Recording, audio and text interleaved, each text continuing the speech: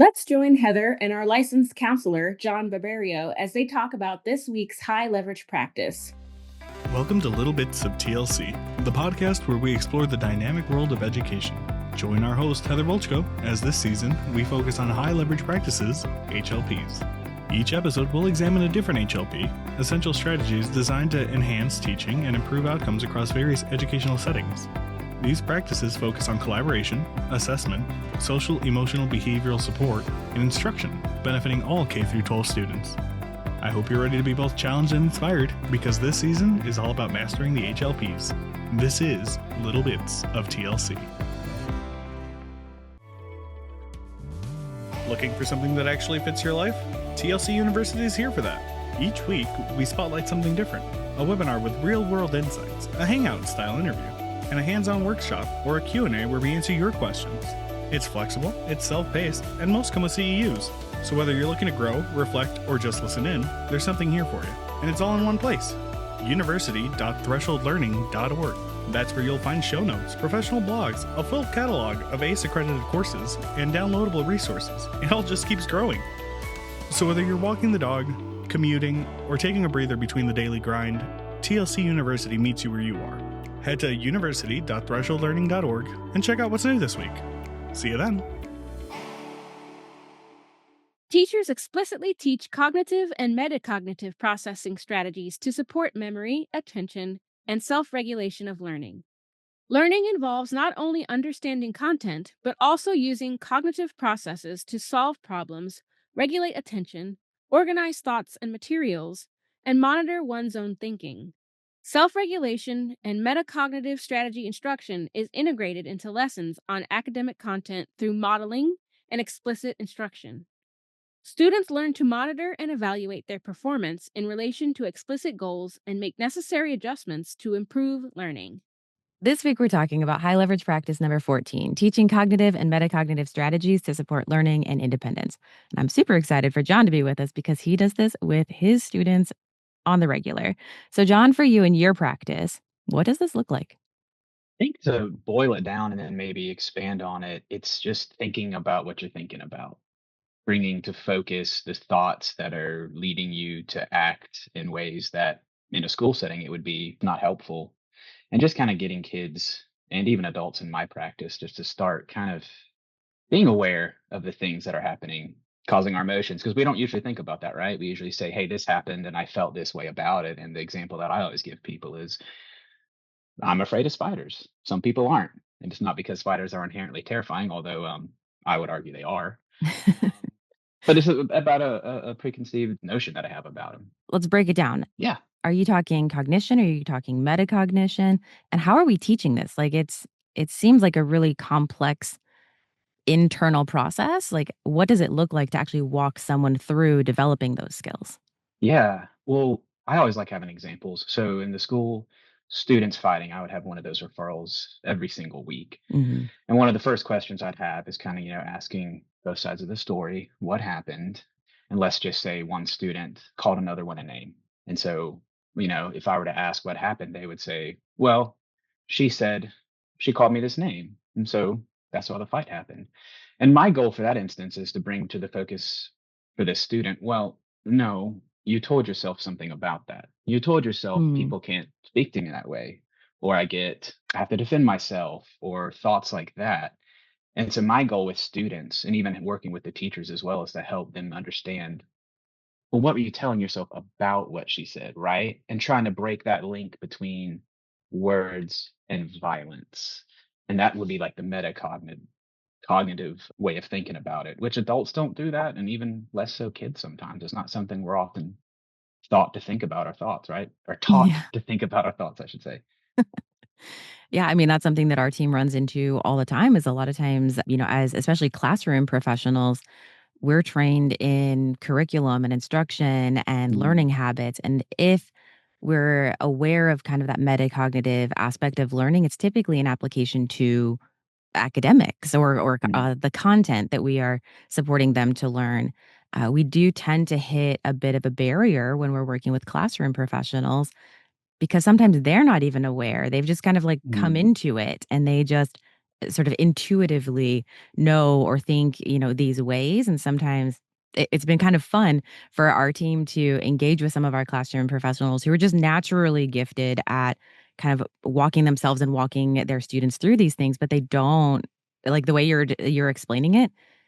It's not an active kind of process for them. It's just how they see the world and how they're going to choose to Mhm. engage with their students and to support their students to engage with, their peers or, other people in positions of authority or kind of whatever that looks like. So I'm really curious for you, like, are there any of those strategies that either adults can be leveraging to break down how we're actually processing through or thinking these things to like almost notice that within ourselves Mhm. before then we're turning around and trying to help our students through it? Yeah, one of the first things that stuck out, well, 2 things really, and this kinda goes back to roadmaps about how we view the world, and Mm, kids are developing a roadmap, and it's really hard for kids to erase something and replace it with new information, right? And for adults, it's the same, it's the yeah. same way. But when it comes to teachers, one of the things that, and this just comes from my background in CBT, is look for the shoulds. Well, this kid should be obedient. Well, especially when we're dealing with kids of, adverse experiences at a young age. Well, no, their bodies actually should be high level, on alert all the time. They should not be able to sit still. And I think even just noticing that framework for a teacher, like, okay, this child is actually doing what they've been taught to do. It starts with empathy for the child. And I think if Mm. you can just teach that in a classroom, which I don't know how teachers can do that for 20 plus kids for hours on end. But it starts with noticing our cognitions. And when I first started teaching this, it was a good and bad effect because then I couldn't avoid my own irrational Mm, ways of thinking. Even with my clients, I've been seeing them for 16 sessions. They should be getting this by now. And I'm just mm. in saying that I have a demand and it's not real. And I'm fighting against irrational thought rather than saying, okay, this is who they are. I'm going to show up if they show up. That kind of, I feel like I didn't explain that perfectly. No, that's okay. I mean, I think if nothing else, like people who are listening to this can hear it is complex and messy to process it ourselves, let Mhm. alone to then turn around and try to help someone else through it. But I think in education, it's somewhat of a given. Like it's expected that all adults know all things and can then walk all students through those same things, content or otherwise. And especially in that kind of social, emotional, behavioral, space, how we even learned that and how that's showing up for us is completely different person to person Mhm. across an entire staff, let alone then each kid in each of those classes is also having a very different experience. Yeah. So I think like it's okay for this to be a little bit messy because it just frankly is. And it Yeah. is a very individual experience that we're sort of engaging in a conversation around it being a collective experience. Mm. Yeah, I like going to the collective experience and bringing up the roadmaps again when we kind of understand that everybody has a perspective. And for them, it's just the way that they've learned to make sense of the world. And a Mm, lot of what my job is as a therapist is kind of like, well, let's retrace where we got some of these ideas and let's see, are they actual helpful for your end goals, right? But I teach this. This is the same thing for couples counseling or even workplace disputes. I always start with, okay, we all have an understanding. Understand yours is not object true. And even if it is, and you try to put that on somebody else, well, it's not going to work out. And so to teach that in a classroom of, going back to the fighting, one of them had a roadmap that said, if then, if I'm talked to, then I fight. And allowing the children to understand like that is not something that's concrete. That's not something that you have to hold on to.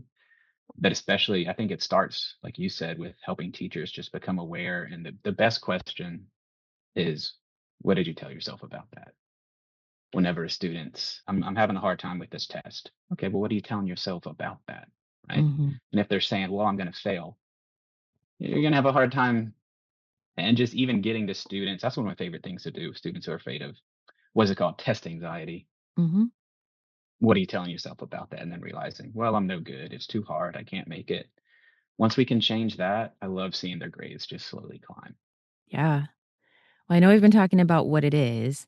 I want to shift this conversation a little bit toward what is it not? Because I Mm, know sometimes especially in education, I'll run into either practices or there are portions of even like curriculum materials that are like, here's a strategy that you can use. And not all of them necessarily are doing what you're talking about. So, can you give Mm, me some examples that someone might think is either a cognitive metacognitive strategy, but you're like, that's not really hitting the mark? mm. Yeah, I'm really glad you brought that up because I miss that sometimes. And I hear people saying, okay, so I just have to change the way I think. And yes, but if it was that easy, we wouldn't be having this conversation, right? Right. Yeah, so what it's not is just trying to say, well, don't worry about it, or don't think that Mm, way, or hey, that's not true. So get that out of your head. The example that I always use is don't think about a purple elephant. Like try really hard mm, not to think about a purple elephant. And now that elephant starts to it gets more detailed, right? And so what it's not is just not having thoughts or trying to stop your thoughts. It really is just taking a moment to consider what am I actually saying about this and accepting that. I'm saying, okay, I think I'm going to fail this test. Where is that going to get me? And then learning what is something true we could say. So you can't just stop thinking about the purple elephant. You have to have it, I don't know, walk away and then a, a red bird shows up. mhm. And so it's not just stopping our thoughts. It's not just not feeling what we're feeling, right? But it's understanding thoughts are not objectively true and feelings are not facts. And if you start with that, then we say, okay, well, what is true and what feelings are, I don't want to say valid because all feelings are really valid. Helpful, I guess would be a better term. I like how you're talking about this because a lot of times in schools, especially when we're working with students with high rates of, maladaptive behaviors, or they don't have some of those pro-social skills on a more fluent level, or they have it with some people, not with other people, right? We typically find a staff member who is very directive and has, put in really good boundaries of, these are the expectations and this is what we do and this is what we don't do. And they're very focused on supporting the student to meet those expectations. Whatever Mm, that may be. It could be academically, it could be social, it could be all kinds of different things, but they're very focused on meeting those expectations and they're great at providing somewhat like constructive feedback for if they're meeting it, how they're meeting it. But I really appreciate how you're saying, like, no, it's take another like layer below just are you or aren't you. It's not just mm, stop doing that, stop thinking about that, do this yeah. instead. But it's really more like, okay, pause. How did we get here? Let's walk through some of the thinking around how we got here. Cool. Now, can we be more aware of that next time? Mm, And I know in my world in secondary, especially in alternative ed, I was doing that all the time in my classroom and I did not have fancy words for it at the time. But I knew it worked, right? Because they had a brain and they were using it. And so if I could help them engage it in a different way, then that's better for all of us. But we mm, also work with elementary and preschool. And a lot of those staff will be like, that's too complicated. Like they're not ready for that yet. But really they are, and sometimes some yeah. of our youngest students are the most, like, moldable, pliable, like, they are already Yes. thinking, they're already making sense of the world in some of these ways, and they step up in ways that have completely blown the minds of our staff. Yeah, I love the malleability of the younger kids, and obviously this isn't to manipulate them, but they're building those roadmaps, they're building those life Yep. maps, and when you can kind of start asking those questions at an early age before it gets solidified, so and so said something to you that must have hurt your feelings. What were you saying about that? Well, she shouldn't do that. There's going to be people who hurt you in the world. How do you want? And just kind of starting that Mhm. conversation to at least, if nothing else, just bring awareness to little ones that you can choose how we go about things in this world. And again, it's not about just stop thinking that or think happy thoughts or just don't Yeah. worry about what she said. It's about just calling attention to kind of the underlying thing, the real reasons why we're doing and acting. And you said it, like kids aren't going to be able to articulate that. But if we can even just start that process of, oh, okay, I actually can choose how I interact in this world and I can actually change how I view things. Yeah, that's something, I mean, my opinion when we in education we'll usually use the words like internal locus of control, external locus Oh, of yeah, control, right? yeah. Am I in charge of my world? Is my Yeah, world in that's charge it. of me, right?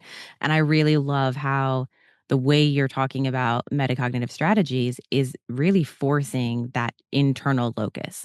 Like, Mhm. I can actually see how I'm thinking about what I'm thinking, and I can choose if I want to keep that or if I want to change that. Mm. And that entire process, like, that gives so much power to the individual to be able to realize, like, oh, even though my world may be going sideways everywhere and everything is horrible and awful, and I don't see how my choices are actually impacting Mhm. what's happening to me or what's going on around me, that's at least something that I can. And that is, like, so hope-filled. That is an amazing thing. Yeah, and we may not even have time for this, but one thing that I encourage parents and teachers to think about is a child when they're born, they are entirely wrapped up with their caregivers. They have no sense of space. There is no locus of control. And then as they grow, they slowly learn what is their space. But that's not something that's going to happen natural. They're going to assume that everything needs to cater Mhm. to them. And just knowing that that's where they're coming from and just teaching them gently. And it's not about you don't have control. It's about actually you have a lot of control about this little thing called you. And the more you learn to control that, the less anxiety you have. Yeah. Well, thank you so much for engaging in this conversation with me. I think you bring a really just needed perspective into some of these somewhat intimate, but also just sort of like personal or sometimes like complex or touchy conversations that just naturally pop up in, that educator student dynamic. So thank you for bringing your expertise to this conversation. Absolutely. Thank you, Heather. Working in a self contained, alternative education, therapeutic, or correctional classroom? Project Onward is a 6-strand cohort based project designed to help you build a strong, structured program for complex students who need extra specialized support. You'll get practical tools to set up clear routines, strengthen engagement, manage behavior, and plan instruction that actually fits the splintered needs of your students. By the end, you'll walk away with a complete, ready to use program that has been adapted to your local needs.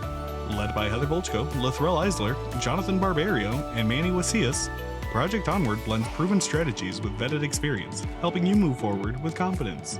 If you're creating something from the ground up or looking to update what you've got, this project gives you the structure and clarity to do it well. If you support students with low incident needs, Project Base helps you design a consistent classroom built just for them. And if you're working in general ed or resource settings with behavioral challenges, Project Thrive gives you the tools to work with, not against, the flow of your classroom. Visit university.thresholdlearning.org to meet the team and get started today. Let's move onward, together. Students with disabilities often don't naturally employ learning strategies to boost their academic performance the way their typically developing peers do, which is why these strategies need to be explicitly taught. A key point to understand is that learning strategies aren't just step by step instruction. Instead, they serve as tools or heuristics that guide students in using high order thinking or applying complex skills. As Rosenshine and Meister described, these strategies facilitate learning rather than dictate every move. When students use strategies, they're engaging in a dual layer process of problem solving. First, they apply a cognitive strategy to a task, such as predicting outcomes, summarizing information, or making sense of context. On a higher level, metacognitive strategies kick in. They help students monitor their own performance, self regulate, and make decisions about the effectiveness of the approach they're using. The goal is to turn students into proficient problem solvers, enabling them to self monitor, identify problem areas, create solutions, and assess their own success. In essence, teaching students these cognitive strategies is about teaching them how to learn. These strategies are highly versatile and can be applied across various subjects and skill areas. Whether it's using strategic reading techniques, employing models for writing like the Self Regulated Strategy Development or SRSD, or solving math problems with schema based instruction, the core idea remains the same. Even strategies focused on memory retention, such as mnemonic devices or self management techniques like self monitoring, serve to empower students to take control of their learning. The most effective way to teach these strategies is through explicit instruction. This involves highly structured lessons where teachers model the use of the strategy, guiding students through practice, monitoring their practice, and providing feedback. During the modeling phase, teachers don't just demonstrate the task, they think aloud, showing students how skilled problem solvers approach and process tasks. This think aloud technique also strengthens students' metacognitive abilities by teaching them to reflect on their own thought processes as they work through challenges. This combination of strategy use and metacognitive development is what ultimately helps students become more independent and effective learners. Cognitive and metacognitive strategies are powerful tools designed to help students become more self directed and independent in their learning. While some students might naturally figure out strategies on their own, students with disabilities often need direct, explicit instruction to learn these strategies. This is where teachers play a critical role by teaching not only the strategies themselves, but also when and how to apply them. When teachers explicitly teach these strategies through modeling and guided practice, it's been shown to be highly effective for students with disabilities across various content areas. It's essential that teachers carefully select the strategies they introduce. This isn't just about picking any strategy, it's about using data and working collaboratively with colleagues to choose the approaches that will be most impactful for each student. The goal is to ensure that students are set up for success and that these strategies become a natural part of their learning process. One of the key components of this instruction is feedback. Teachers need to provide students with regular feedback on how they're using these strategies, reinforcing their application over time and across different learning settings. This helps to cement the use of strategies, ensuring that students continue to benefit from them in the long term. In short, teaching strategies effectively isn't just about the initial lesson. It's about guiding students to internalize and apply these tools, giving them the skills they need to thrive in their education independently. Teachers who effectively teach cognitive and metacognitive strategies play a crucial role in helping students become self directed and independent learners. They are particularly adept at recognizing learning or behavioral difficulties and use cognitive strategy instruction as a tool to empower students. One of the key things these teachers do is draw from evidence based practices that are already proven to address specific student needs. Instead of reinventing the wheel, they use strategies that have been shown to work, adjusting them to fit the individual learner. Task analysis is another vital aspect of their approach. By breaking down goals into smaller, achievable steps, these educators create a clear path for students to follow. They then teach this process explicitly, ensuring that students understand not just what to do, but how to get there. For tasks that require self regulation, things like setting goals, self monitoring, and using positive reinforcement, teachers provide direct instruction, guiding students in developing these essential skills. Strategic instruction models, such as the self regulated strategy development or the strategic instruction model, are frequently used by these teachers to boost student memory and information recall. Through these models, they deliver highly structured lessons that break down strategies into manageable chunks. Teachers often demonstrate the steps using think alouds, a method where they verbalize their own thought process to show how effective problem solvers navigate tasks. This modeling of inner language is critical for students to learn how to monitor their own strategy use. Moreover, teachers ensure students have plenty of practice with the strategy in different contexts and over time.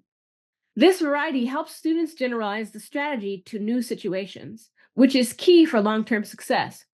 Monitoring student use of strategies is an ongoing process where teachers check for fidelity and assess whether any modifications the student has made might affect the strategy's effectiveness. This careful balance of explicit instruction, practice, and feedback helps ensure that students not only learn strategies, but also apply them independently and effectively across different learning environments. For school leaders, supporting teachers in effectively implementing strategies is a critical aspect of fostering student success. One of the key responsibilities is to ensure that educators have access to ongoing professional development, instruction, or coaching in a variety of strategies that can be applied across different educational settings.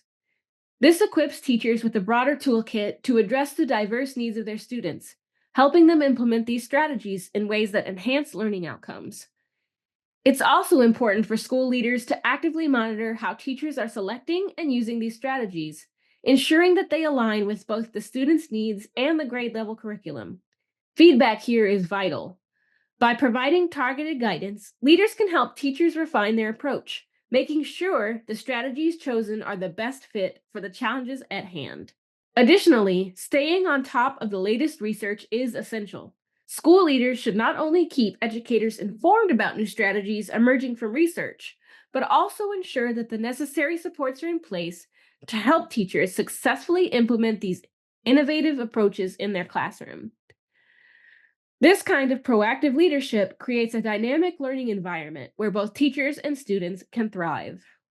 Cognitive and metacognitive strategy instruction covers a variety of techniques aimed at transforming students into self directed and independent learners. The effectiveness of these strategies has been well documented across numerous studies and different content areas, demonstrating their value for students with various types of disabilities. When these strategies are taught explicitly, using clear modeling and guided practice, they significantly enhance students' ability to manage their own learning processes. This approach not only supports academic growth, but also builds essential skills that help students navigate and succeed in their educational journeys. We hope you enjoyed this week's episode. Join us next week when Heather sits down with our instructional coach for early learners, Ann Potter, to talk about our next high leverage practice. Hey, before you jump back into your busy life, consider dropping a like and follow at Threshold Learning TLC on LinkedIn, Facebook, and Instagram. And if you like our show, share the podcast with your colleagues. A personal recommendation is by far the best way to promote the podcast. Let them know that they can listen on Apple Podcasts, Spotify, or anywhere else that they catch their podcast. Just be sure to leave a rating and review on your favorite platform. You can email us at info@thresholdlearning.org. We always enjoy connecting with fellow educators and champions for educational justice. You can find everything you're looking for at thresholdlearning.org. See you there. Attention educators pursuing behavior analysis certification and universities preparing them for success. Supervision with TLC offers 100% remote fieldwork supervision designed specifically for school-based professionals. Educators can earn their hours right in their schools without leaving their classroom, all while being supported by experienced BCBAs who understand the realities of education. With month-to-month scheduling, affordable rates, and both live video and asynchronous chat, our fieldwork supervision model is designed to fit into your life, not the other way around. We also invite universities to enhance their graduate programs in partnership with our team of practicing school-based BCBAs. Our fieldwork supervision model keeps students on track for certification by helping them connect their practice to all exam domains so that they can confidently pass the exam. Explore more at university.thresholdlearning.org/supervision or email supervision@thresholdlearning.org to connect. Supervision with TLC, where educators grow into behavior analysts.